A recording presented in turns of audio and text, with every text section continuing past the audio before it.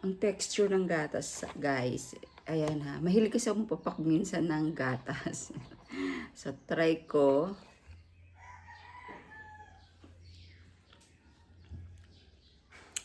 Hindi mo siya pwedeng papakin kasi iba yung lasa.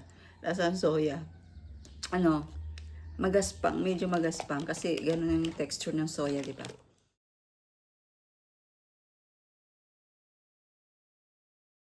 Hi guys! Welcome back to my channel. Ngayon, ang i-share ko sa inyo ay first time ko lang kasi ito nalaman ko lang to sa aking anak na lalaki. Anchor source of protein kasi to. So, kasi ako, eto lang, egg. Yan. So, yan lang ang aking source of protein. So, tsaka tayo guys, green tea. Siyempre, kailangan ko ng protein kasi nga, diba, alam niyo na, nagbibuild ako ng muscle. So, kulang yung aking kinakain na ano. So, tatry ko to, no? Siyempre, bubuksan ko na. Yan. Kung ano ba talaga. At ito, kung ano rin ang lasa. So, ayan na siya, guys. Buy 2, take 1. Yan. So, kaya tatlo siya. So, ayan siya. Protein. Ang kanyang from New Zealand. Yan. Anchor protein. So, 8 gram per serving. Siya di ba? Whey, soy, expiration. Ayan. June 21, 2027. So, makukonsume ko pa siya. Nakalagay dito, high protein, vitamin B, high in calcium and vitamin D.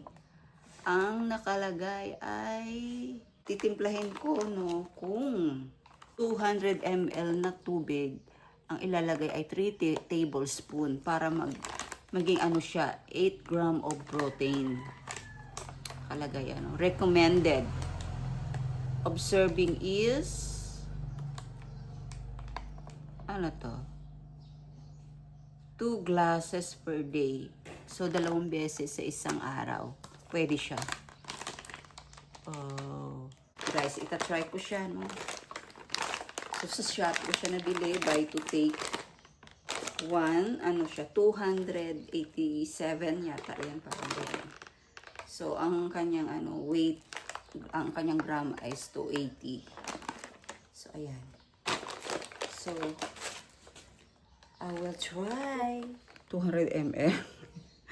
200 ml. So, ang nakalagay is 3 tablespoon.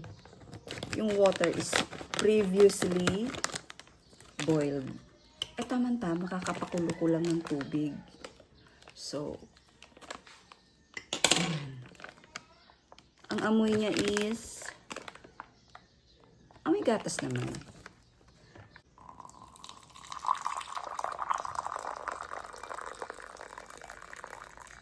So, ayan. 3 tablespoon. So, ayan. 1. Creamy din kaya. Amoy gatas din talaga siya. Made from soy kasi. Ano, kaya hindi ko alam ang lasa pa. Pero diba may nabibiling liquid soy milk? Ayan. So, ayan. Tama-tama, previously boiled. So, ito na siya guys. Hahatulan ko na. So, ang texture ng gatas is magaspang. Ng protein ng milk na ito. Magaspang siya. Ang kanyang lasa ay soya talaga. Kasi alam mo yung ano lasa ng soya. Hindi mo na kailangan lagyan ng asukal. Kasi ano naman siya talaga.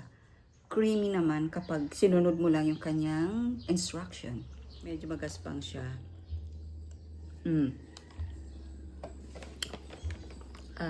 Pero creamy siya. Talagang pang source of protein at ayan. Okay naman siya. So, I hope maging source of protein ko rin to na makakatulong sa aking pag-build ng muscle. So, guys, kung nagustuhan nyo itong aking binahaging video, please give it a thumbs up. Don't forget, Jesus loves you and Jesus is our strength every day of our lives, di ba? So, kung hindi pa kayo nakasubscribe, please subscribe to my channel and God bless everyone.